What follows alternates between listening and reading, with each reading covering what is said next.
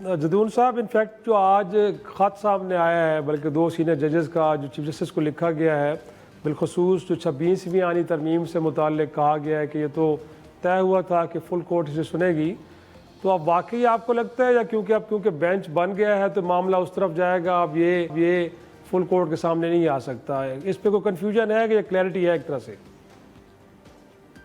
देखें, इस 26वीं तरमीम ने मैंने आपको ऐसा बताया ना कि बहुत ज़्यादा कन्फ्यूजन क्रिएट कर दी है।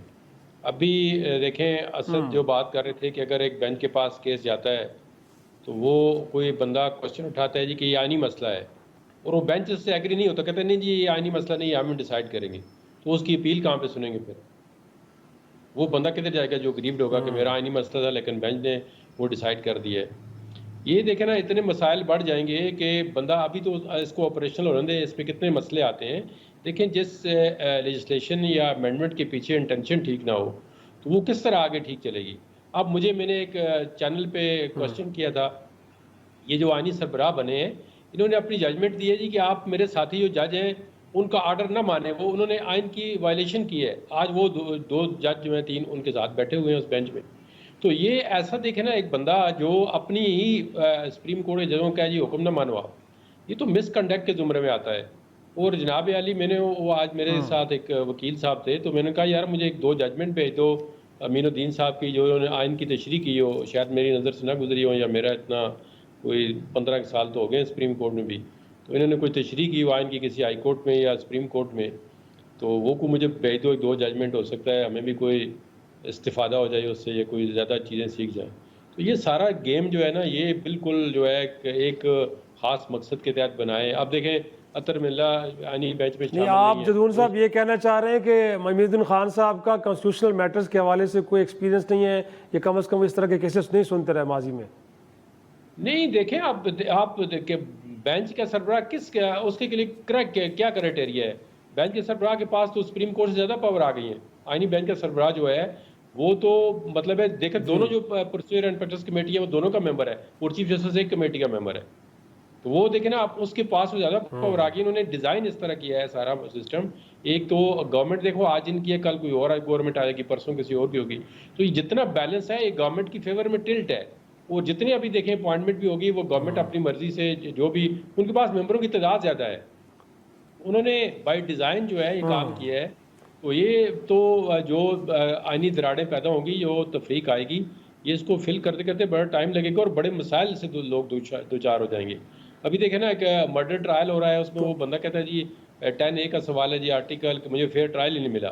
तो मर्डर ट्रायल अगर चला जाता है उसके पास आईनी बेंच के बाद, तो वो क्या करेंगे? ये तो इन्होंने बिल्कुल ऐसा काम कर दिया जो बिल्कुल प्रैक्टिकेबल ही नहीं होगा। ये जो मर्जी करते रहेंगे, ये आईनी बेंच बना इनका। अभी ये जो रिजर्व सीटों का आया हुआ है डिसीजन, इसकी अपील कौन सुनेगा?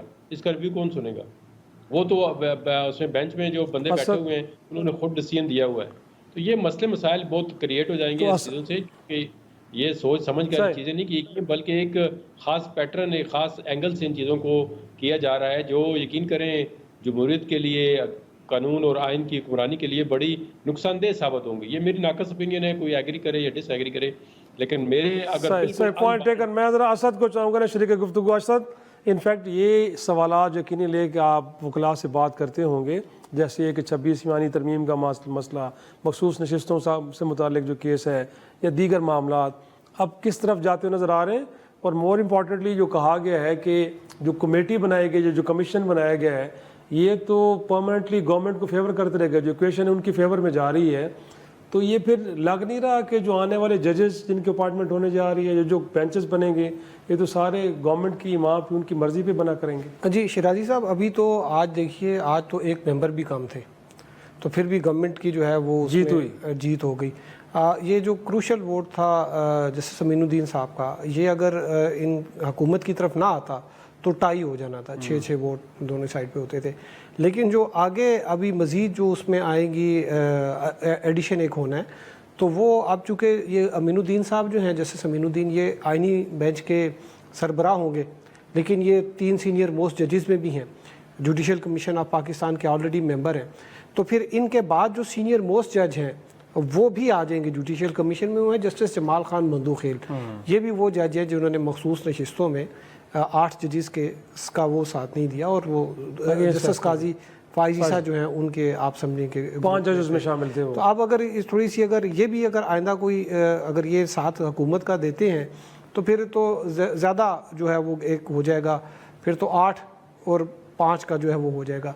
और दूसरी जो बात ये कि जो मुकदमात हैं, जिस दिन 26वीं आईनी तरमीम आई तो अगले दिन मंसूर शाह साहब जो है उनको थोड़ा सा आइडिया हो गया कि ये कुछ मेरे जो मैं चीफ जस्टिस नहीं बन रहा, तो उनके पास कुछ केसेस आए जो कि एपलेट जुरिस्डिक्शन के। अब देखें 2 किस्म की चीज़ें होती हैं। एक तो ये है कि जो डायरेक्ट पिटिशनें आती हैं हाई कोर्ट में आ जाती हैं आर्टिकल 199 के तहत, और सुप्रीम कोर्ट में 184 वगैरह की जो आ जाती हैं, या जो हाई कोर्ट से जो अपीलें 185 की आ जाती हैं, ये कॉन्स्टिट्यूशन इनको समझा जाता है। लेकिन कुछ ऐसी जैसे मर्डर ट्रायल है, कोई दीवानी मुकदमा है, उसमें भी पिटीशन में लिखा होता है कि आर्टिकल 7 आर्टिकल 9 जो फंडामेंटल जो राइट्स हैं, तो वो इस तरह का एक मैटर उनके पास आया तो उन्होंने कहा ये आर्टिकल 7 लिखा हुआ है, ये तो कॉन्स्टिट्यूशन मैटर बन जाएगा जी, ये तो हम उधर भेजेंगे।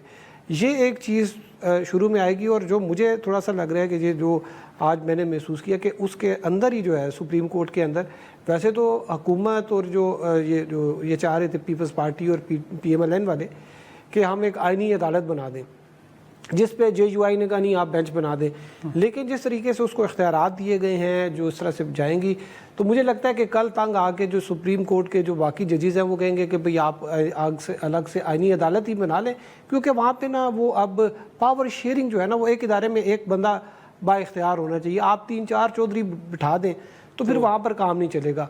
तो ये वाले मामलात के आईनी केसेस जो हैं ये कौन सुनेगा और कैसे, 26वीं तो मेरे ख्याल में इधर जाएगी। लेकिन बात दूसरी फिर यही है कि अभी 7 जो मेंबर्स हैं उनमें से अगर 5 का बनाते हैं तो बाकी फिर उसकी अपील का जो है क्या होगा, कहाँ सुनी जाएगी, ये बहुत सी चीज़ें जो कि अभी इन्होंने सॉर्ट आउट करनी है।